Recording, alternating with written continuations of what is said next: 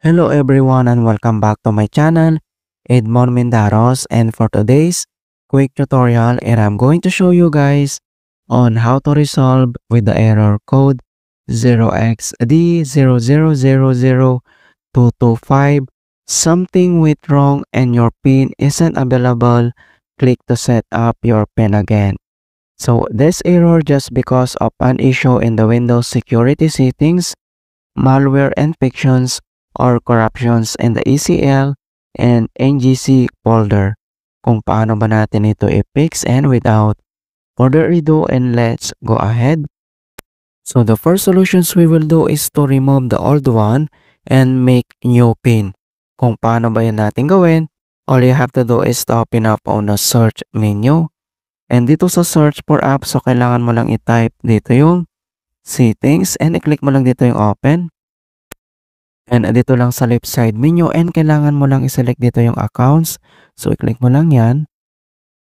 At dito sa right side ay kailangan mo lang select dito yung sign in options. So i-click lang natin yan. And then next step ay kailangan mo lang i-select dito yung pin or makikita mo dito yung Windows Hello. So kailangan lang natin mag-create ng bagong pin. So i-click mo lang yan. And then use a pin to sign in to Windows apps and services. So dito sa right side ay makikita mo dito yung setup. So i-click mo lang yan. And then pop up itong Windows security. So kailangan lang natin mag-verify ng ating account password.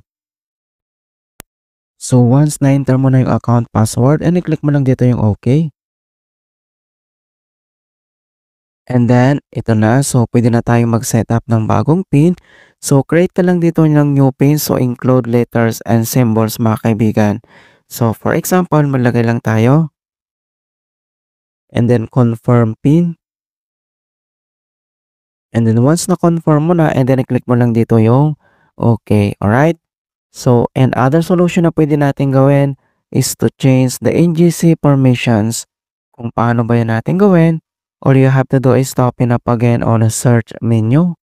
And dito sa search for apps, so type mo lang dito yung File Explorer. And i-click mo lang dito yung open. And dito sa left side menu, and select mo lang dito yung this PC. And then dito sa devices and drives, so kailangan mo lang i-select dito yung ating C drive. So select and double click. And next step ay kailangan mo lang i-locate dito yung Windows folder. So, select and double click ulit. And dito sa Windows. And then, kailangan mo lang i-select dito yung service profile. So, kailangan mo lang mag-scroll down. And i-locate natin dito yung service profile. So, select and double click.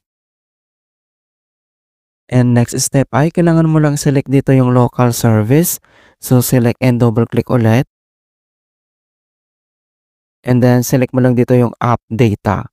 Okay, so kapag wala kang makitang app data dito, so ang gagawin mo ay select mo lang dito yung tatlong dot dito sa taas. Ito yung see more. And then select mo lang dito yung option. And dito sa folder option settings. And then select mo lang dito yung view. And then dito sa advanced settings ay kailangan mo lang i-select dito yung show hidden files. Okay, so click mo lang yan. I-click mo tong apply. And i-click mo lang dito yung okay para makita mo dito yung app data. Okay, so ganoon lang po kasimple. And next step, so select and double click ulit dito sa app data.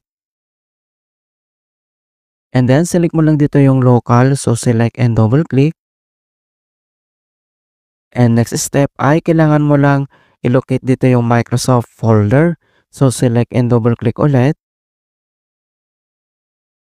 And then kailangan mo lang i-locate dito or i-select mo lang dito yung NGC folder. Ito siya. So ang gagawin natin dito is to select and right click. And select mo lang dito yung properties. So dito sa kanyang NGC properties, ang next step ay kailangan mo lang i-select dito sa taas yung security tab. So click mo lang yan. And next step ay dito lang sa baba ay kailangan mong i-select dito yung advanced. So i-click mo lang yan. And then dito sa advanced security settings ng NGC, so kailangan mo lang i-select dito yung owner. And then i-click mo lang dito yung change. So click mo lang yan. And then dito sa kanyang select user or group, And then dito lang sa enter object name, so kailangan mo lang i-type dito yung everyone. Ayan. So kailangan mo lang i-type dito yung keyword na everyone and then i-click mo lang dito yung okay.